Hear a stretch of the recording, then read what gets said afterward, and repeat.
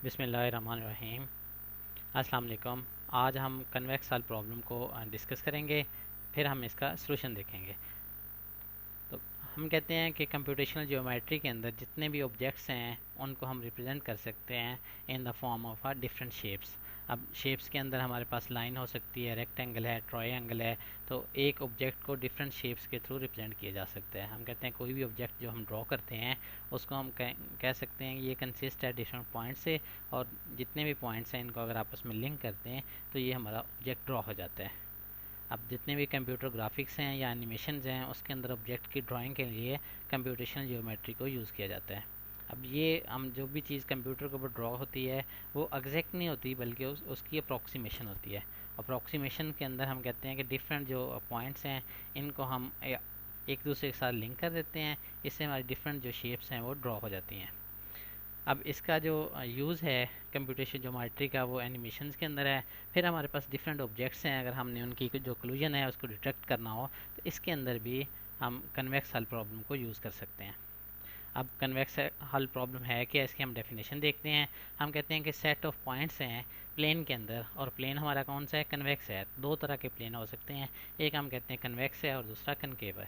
Convex हम कहते हैं कि जिसके अंदर जो भी हम शेप ड्रॉ करेंगे, एग्जांपल हम कहते हैं जैसे लेंस हैं तो हम कहते हैं ये वाला लेंस जो है दैट इज़ अ कन्वेक्स। और अगर हम कहें कि इस तरह हमारे पास कोई लेंस है तो इसको हम कहते हैं ये हमारे पास कनकेव है। अब कन्वेक्स शेप्स ऐसी होती हैं कि इसके अंदर अगर हमारे पास कोई दो पॉइंट्स हों, फॉर एग्जाम्पल हम कंसिडर करें ये फर्स्ट पॉइंट है, ये सेकंड पॉइंट है पी, ये फर्स्ट वाला पी है, सेकंड वाला क्यू है। अगर इनके दरमियान हम लाइन ड्रॉ करें, इन दोनों पॉइंट्स को हम आपस के अंदर मैच करते हैं, तो ये जब हम लाइन ड्रॉ करते हैं तो ये विद इन दिस प्लेन होती है, हमारी जो कन्वेक्स प्लेन है इसके अंदर ही लाइन सेगमेंट होता है, इस इसकी बाउंड्री से आउटसाइड नहीं होता। जबकि अगर हम कहें ये कन्वेक्स हमारे पास है जिसके अंदर हम एक पॉइंट ये कह देते हैं और दूसरा पॉइंट फॉर एग्जाम्पल हमारे पास ये है, जब हम इनको आपस में मैच करते हैं तो हमारा जो लाइन सेगमेंट है ये इसकी बाउंड्री से क्रॉस हो गया। तो कन्वेक्स जो पॉलीगॉन है इसकी जो कैरेक्टर्स है उसके अंदर ये है कि अगर इसके अंदर दो पॉइंट्स हैं पी एंड क्यू, या किसी भी जगह पे ये लाई कर सकते हैं, उनके दरमियान अगर हम लाइन सेगमेंट ड्रॉ करें तो हमारे पास ये विद इन अ प्लेन रहेगा, इसकी बाउंड्री से आउटसाइड नहीं जाएगा, मीन बिलोंग करेगा। जितने भी पॉइंट्स इस सेट के अंदर हैं उनके दरमियान अगर लाइन ड्रॉ कर दें तो हमारी इसी शेप के अंदर रहेगी, इसकी बाउंड्री से आउटसाइड नहीं जाएगी। अब हमारे पास ये फर्स्ट पे आपको एक शेप नज़र आ रही होगी, इसके अंदर अगर हम कोई भी पॉइंट ड्रॉ कर दें, फॉर एग्जाम्पल ये दो पॉइंट ड्रॉ कर देता हूँ तो ये इसकी बाउंड्री के अंदर ही हमारे पास है। इसी तरह अगर हमारे पास ये दो पॉइंट हैं तो ये पॉइंट दो भी इसकी बाउंड्री के अंदर है। इसी तरह अगर हमारे पास ये हो तो इनको अगर हम आपस के अंदर मैच करें तो ये भी इसकी बाउंड्री के अंदर है। जबकि हम ये देखते हैं कि हमारे पास और भी शेप्स हैं जैसे आपको ये नज़र आ रही हैं। अब ये हमारे पास कन्वेक्स नहीं है, इसलिए नहीं है कि अगर हमारे पास एक पॉइंट यहाँ पे हो और सेकंड पॉइंट हमारे पास यहाँ पे हो, अब हम अगर इन दोनों पॉइंट्स को आपस के अंदर मैच करें तो ये इसकी बाउंड्री से बाहर चले गए हैं, इसलिए इसको हम कन्वेक्स नहीं कहते बल्कि कनकेव या डिफरेंट हमारे पास। और ये पॉलीगॉन की जनरल कैटेगरी के अंदर है, लेकिन जो हमारे पास कन्वेक्स पॉलीगॉन है उस कैटेगरी के अंदर ये नहीं है। अब हम देखते हैं कि जो हमारे पास कन्वेक्स हल है ये हम कहते हैं कि हमारे पास सेट है एस, और एस के अंदर सेट एस के अंदर डिफरेंट पॉइंट्स हैं, इन पॉइंट से मिलके बनता है, और ये स्मॉलेस्ट हमारे पास सब सेट होता है जिसके अंदर ये एस पॉइंट्स कंटेन होते हैं। अब फॉर एग्जांपल आपको ये नज़र आ रहा होगा कि ये डिफरेंट हमें ये पॉइंट दिए गए हैं, तो इन पॉइंट्स को जब हमने आपस के अंदर कनेक्ट किया है, ऐसे कनेक्ट किया है कि बाकी जो पॉइंट्स हैं इसकी बाउंड्री के अंदर है, कोई भी पॉइंट इससे बाहर नहीं है। और अगर हम किसी भी पॉइंट्स के दरमियान लाइन सेगमेंट ड्रॉ करें तो ये इसके इंटरनल ही रहते हैं, इसकी बाउंड्री को क्रॉस नहीं करते हैं। अगर हम किसी भी पॉइंट को किसी भी पॉइंट से फॉर एग्जांपल अगर हम मैच कर दें तो हमारे पास जितने भी ये लाइन सेगमेंट हैं ये इसकी बाउंड्री के इंटरनल रहेंगे, इससे आउटसाइड नहीं जाएंगे। अब हमारे पास ये थ्योरम है, थ्योरम ये कहता है कि कन्वेक्स हल जो हमारे पास हम इनको ड्रॉ करना चाहें तो उस सेट के अंदर जो मिनिमम पॉइंट हैं वो ग्रेटर देन 2 होने चाहिए, और जितने भी पॉइंट्स हैं वो एक लाइन के ऊपर लाई नहीं करने चाहिए। अब फॉर एग्जांपल अगर हम कहते हैं जो मिनिमम है वो 3 है, तो 3 के अंदर कंडीशन ये है कि अगर फर्स्ट पॉइंट ये है, सेकंड पॉइंट ये है, थर्ड पॉइंट जो है इस लाइन के ऊपर नहीं हो बल्कि डिफरेंट पॉइंट हो, फॉर एग्जांपल यहाँ पे पॉइंट हो, जब हम इसको आपस के अंदर ड्रॉ कर देते हैं शेप को, तो ये हमारे पास एक कन्वेक्स पॉलीगॉन बन जाती है। अब इसके अंदर जो भी पॉइंट होगा इसकी बाउंड्री को वो क्रॉस नहीं करेगा। तो इसके अंदर ये कंडीशन है कि सेट के अंदर n की जो हमारे पास value that is a greater than 2, और हम कहते हैं कि ये सेम लाइन के ऊपर हमारे पास है, तो इसको कन्वेक्स पॉलीगॉन का नाम दिया जाता है। और हमारे पास ये सेम लाइन के ऊपर नहीं होना चाहिए, not all on the same line. अगर हमारे पास ये सेम लाइन के ऊपर होंगे तो उससे हमारी ये सिंपल जो है वो स्ट्रेट लाइन बनेगी, तो इससे पॉलीगॉन ड्रॉ नहीं हो सकती। अब जो वर्टिसीज़ हैं, वर्टिसीज़ हम ये कहते हैं कि हमारे पास ये वर्टिसीज़ हैं, इसको हम कहते हैं एक्सट्रीम पॉइंट है। ये हमारे पास वर्टिसीज़ है, ये भी वर्टिसीज़ है, और इसी तरह हमारे पास ये भी वर्टिसीज़ है। तो ये जो वर्टिसीज़ हैं इनको हम एक्सट्रीम पॉइंट का नाम देते हैं। अब इसके अंदर हमारे पास जो है वो जितने भी पेयर्स हैं, फॉर एग्जाम्पल हमारे पास ये है, इसको इससे कनेक्ट होना चाहिए, और ये वाली जो है फर्दर इससे हमारे पास कनेक्टेड है। अब हमारे पास है कि कन्वेक्स हॉल प्रॉब्लम है, इसको हम सॉल्व कैसे करते हैं, और इसके लिए हमारे पास डिफरेंट एल्गोरिथम्स हैं। तो जो हमारे पास ब्रूट फोर्स ये कहता है कि हमारे पास अगर पी आई और पी जे दो पॉइंट्स हैं, पी आई और पी जे दो पॉइंट्स हैं, अगर इनके दरमियान में लाइन सेगमेंट है तो बाकी सारे जो पॉइंट्स हैं वो उसके एक साइड के ऊपर होना चाहिए। फॉर एग्जांपल अगर मैं कहूँ ये पी आई है और ये पी जे है, तो इनके दरमियान जो लाइन सेगमेंट है ये वाला, इसको अगर मैं एक्सटेंड करूँ तो बाकी जितने भी पॉइंट्स हैं वो इसकी इस साइड के ऊपर हैं। इसी तरह अगर मैं ये कहूँ ये पी आई है और ये नीचे वाला पी जे पॉइंट है, तो अगर हम इनके दरमियान लाइन सेगमेंट ड्रॉ करें तो बाकी जितने पॉइंट्स हैं ये इसके राइट साइड के ऊपर हैं। तो ये एक साइड के ऊपर बाकी पॉइंट्स होना चाहिए। ये हमारे पास बेसिकली कन्वेक्स हल का जो प्रॉब्लम का सलूशन है वो ये है कि जब हमने इसको ड्रॉ करना है तो ड्रॉ करते हुए हमारे जब एजेस को आपस के अंदर मिलाना है, तो इस तरीके से इसके जो हमने वर्टिसेस को सिलेक्ट करना है कि बाकी सारे के सारे जो पॉइंट्स हैं वो एक साइड के ऊपर हों। अब अगर हम कहते हैं कि ये पी आई और पी जे पॉइंट्स हैं, इनको आपस में कनेक्ट करना है, तो जो हमारे पास लाइन की जनरल इक्वेशन होती है वो इस फॉर्म के अंदर आती है, A X plus B Y equal to C. अब हम इसको फर्दर देखते हैं कि हमारे पास ये एल्गोरिथम है क्या और इसको हम इसकी कंप्यूटेशन कैसे कर सकते हैं। तो हम कहते हैं अगर हमारे पास दो पॉइंट्स दिए गए हों, पॉइंट पी वन है और पॉइंट पी टू है, तो पॉइंट पी वन और पी टू को जो हम इक्वेशन से रिप्रेजेंट कर सकते हैं वो हम कह सकते हैं कि A X plus B Y equal to हमारे पास सी है। या हमारे पास ये लाइन की जो इक्वेशन होती है y is equal to M X plus C. तो दो इक्वेशंस के थ्रू हम इसको रिप्रेजेंट कर सकते हैं।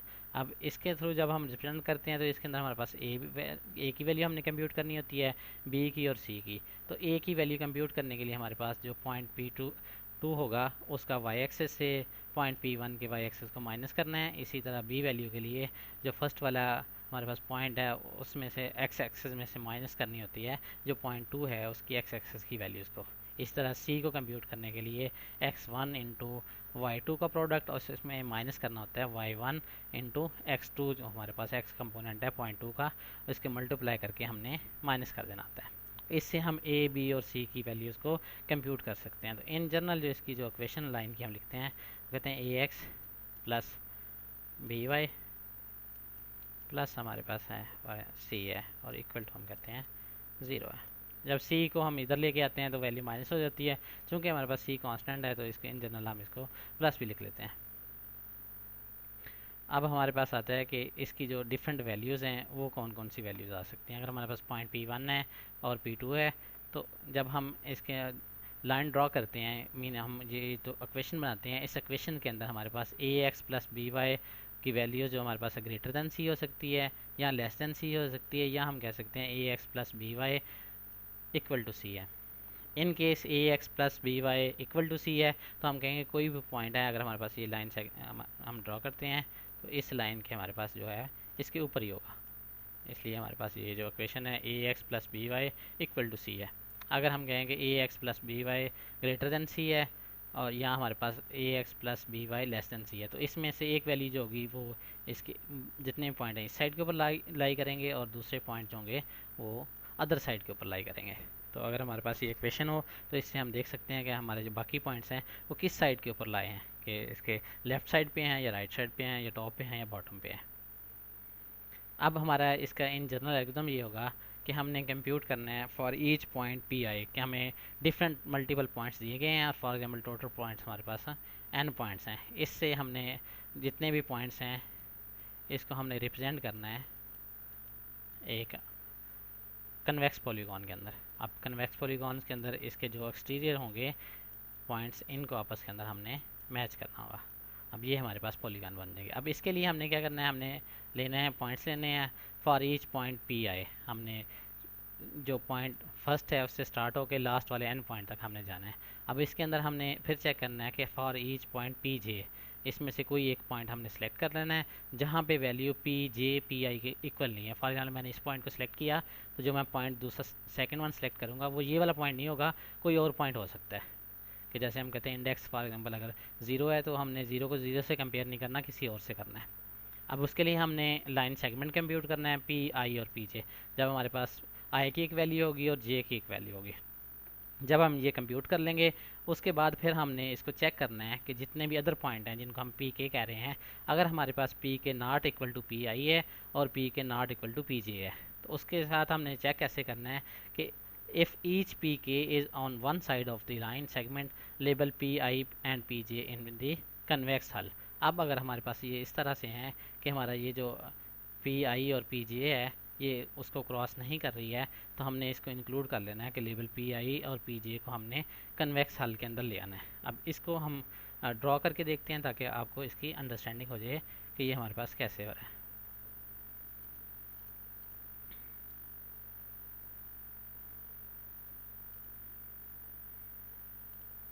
अब हम कहेंगे कि अगर हमारे पास एक ये पॉइंट है, दिस वन, ये हमने डिफरेंट जो पॉइंट्स हैं ये पॉइंट सेगमेंट ले लिए हैं। अभी हमने 4 पॉइंट्स लिए हैं। अब जब 4 पॉइंट्स लेंगे तो फॉर एग्जांपल फर्स्ट पे मैं ये पॉइंट 1 और ये इन 2 पॉइंट्स को कंसीडर करता हूँ। इन 2 पॉइंट्स को जब मैं कंसीडर करूँगा तो अब इसके बाद जितने भी लाइन सेगमेंट होंगे सारे के सारे मैं ड्रॉ करूँगा और देखूँगा क्या ये बाकियों को इंटरसेक्ट कर रहा है कि नहीं कर रहा। तो अगर मैं बाकी सारे पॉइंट्स को आपस के अंदर ये कनेक्ट करता हूँ तो हम देखते हैं कि ये जो हमारे पास था लाइन सेगमेंट जो पॉइंट 1 और पॉइंट 2 को मिला रहा था ये किसी को इंटरसेक्ट नहीं कर रहा। तो इट्स मीन ये एक साइड के ऊपर हमारे पास है, बाकी सारे के सारे इससे राइट साइड के ऊपर है। तो इसलिए हम पॉइंट 1 और पॉइंट 2 को इंक्लूड कर लेंगे कि पॉइंट 1 और पॉइंट 2 जो हमारे सेट के अंदर इंक्लूड है। अब हमारे पास इसकी जो शेप है वो इस फॉर्म के अंदर है कि हमने पॉइंट 1 और पॉइंट 2 को इंक्लूड कर लिया। अब फॉर एग्जांपल मैं अब जो नेक्स्ट लेता हूँ वो मैं ले लेता हूँ 1 और 3 को। जब 1 और 3 को लूँगा तो हम यहाँ से लाइन ड्रॉ करते हैं। अब हम बाकी सारे पॉइंट्स को मिलाएंगे और देखेंगे क्या ये लाइन किसी और को इंटरसेक्ट कर रही है कि नहीं कर रही है। तो हम बाकी सारे के सारे पॉइंट्स को मिलाते हैं।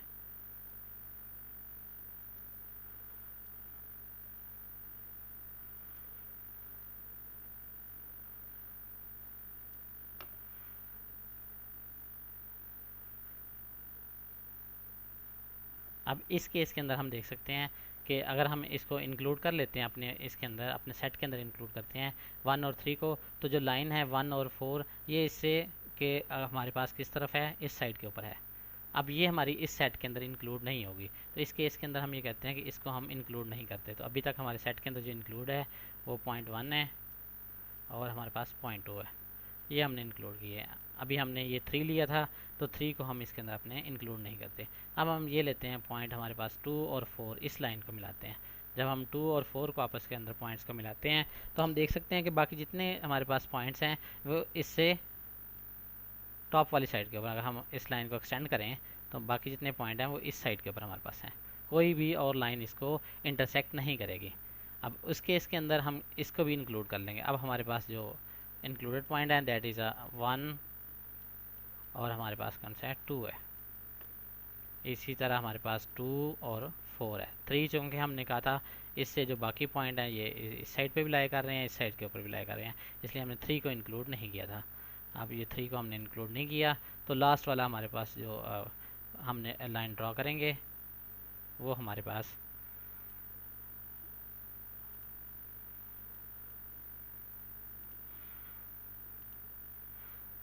हम 1 और 4 को आपस के अंदर मिला देंगे। अब जब हम 1 और 4 को आपस के अंदर मिलाते हैं तो बाकी सारे के सारे पॉइंट जो हैं वो अगर हम देखें तो इससे इस साइड के ऊपर है। तो हमारा जो सेट होगा उसके अंदर हमारे पास पॉइंट 1 होगा, पॉइंट 2 होगा और पॉइंट 4 हमारे पास होगा। अगर हम इन तीनों पॉइंट्स को आपस के अंदर मिला दें तो ये हमारे पास एक कन्वेक्स पॉलीगन बन जाती है। अब इस एल्गोरिथम का हम एनालिसिस भी करके देखते हैं कि हमारे पास इसका अगर हम एनालिसिस करें तो हमारे पास कितनी नंबर ऑफ़ लूप्स हैं और हम इसका रनिंग टाइम कंप्यूट करते हैं। तो जो आउटर लूप है हम कहते हैं फॉर एग्जांपल ये हमारे पास एन टाइम चलती है, इसी तरह जो इनर लूप है ये भी हमारे पास जो टोटल है ये एन टाइम चलेगी, और यहाँ पे हम जो कंपैरिजन कर रहे हैं ये हमारे पास थर्ड लूप है। तो इन जनरल हम कहते हैं कि इसका जो ऑर्डर होगा that is a order of N की पावर हमारे पास 3 होगा।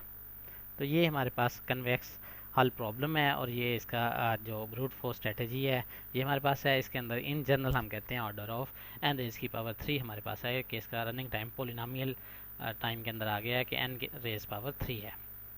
अब इसको हम एक और तरीके से भी समझ सकते हैं कि टोटल अगर हम कहें कि हमारे पास जो टोटल पॉइंट है फॉर एग्जाम्पल 4 हैं, इससे जो हमारे पास अगर 4 पॉइंट्स को आपस के अंदर मिला दें तो टोटल हमारे पास जो एजेस होंगे वो हम यहाँ से काउंट कर सकते हैं कि टोटल एजेस की जो